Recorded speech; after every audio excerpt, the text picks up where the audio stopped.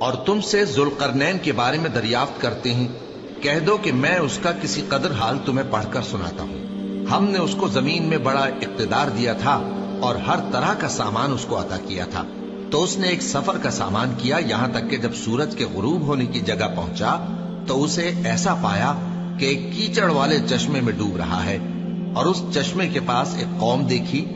ہم نے کہا ذوالقرنین،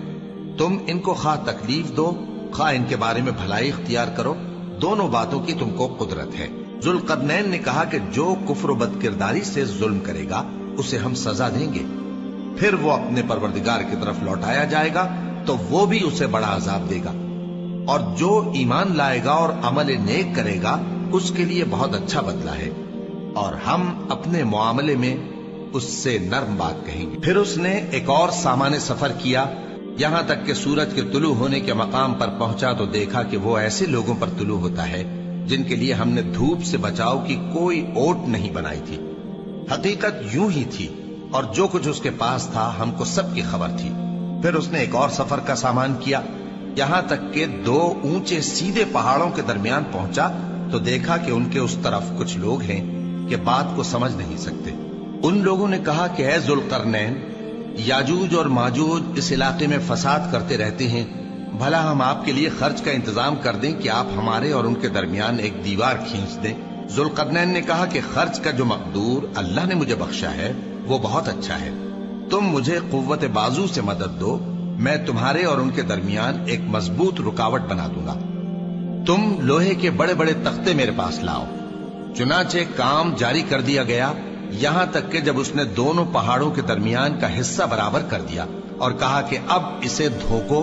یہاں تک کہ جب اس کو دھونک دھونک کر آگ کر دیا تو کہا کہ اب میرے پاس تانبا لاؤ کہ اس پر پگھلا کر ڈال دوں۔ پھر ان میں یہ قدرت نہ رہی کہ اس پر چڑھ سکیں، اور نہ یہ طاقت رہی کہ اس میں نقب لگا سکیں۔ بولا کہ یہ میرے پروردگار کی مہربانی ہے، پھر جب میرے پروردگار کا وعدہ آ پہنچے گا تو اس کو ڈھا کر ہموار کر دے گا، اور میرے پروردگار کا وعدہ سچا ہے۔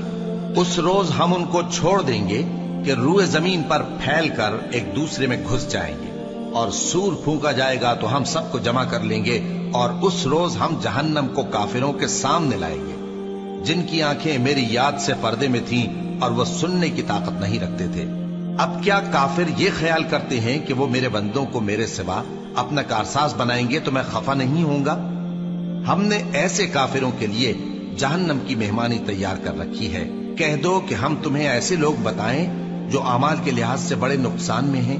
یہ وہ لوگ ہیں جن کی دوڑ دھوپ دنیا کی زندگی میں برباد ہو گئی، اور وہ یہ سمجھے ہوئے ہیں کہ وہ اچھے کام کر رہے ہیں۔ یہ وہ لوگ ہیں جنہوں نے اپنے پروردگار کی آیتوں کو نہ مانا اور اس کے سامنے جانے سے انکار کیا، تو ان کے اعمال ضائع ہو گئے، سو ہم قیامت کے دن ان کے لیے کچھ بھی وزن قائم نہیں کریں گے۔ یہ ان کی سزا ہے، یعنی جہنم، اس لیے کہ انہوں نے کفر کیا اور ہماری آیتوں اور ہمارے پیغمبروں کی ہنسی اڑائی۔ جو لوگ ایمان لائے اور عمل نیک کیے ان کے لیے بہشت کے باغ بطور مہمانی ہوں گے، ہمیشہ ان میں رہیں گے اور وہاں سے مکان بدلنا نہ چاہیں گے۔ کہہ دو کہ اگر سمندر میرے پروردگار کی باتوں کے لکھنے کے لیے روشنائی ہو تو قبل اس کے کہ میرے پروردگار کی باتیں تمام ہوں سمندر ختم ہو جائے، اگرچہ ہم ویسا ہی اور اس کی مدد کو لائیں۔ کہہ دو کہ میں تمہاری طرح کا ایک بشر ہوں،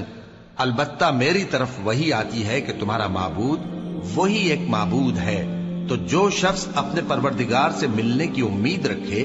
چاہیے کہ عمل نیک کرے اور اپنے پروردگار کی عبادت میں کسی کو شریک نہ بنائے۔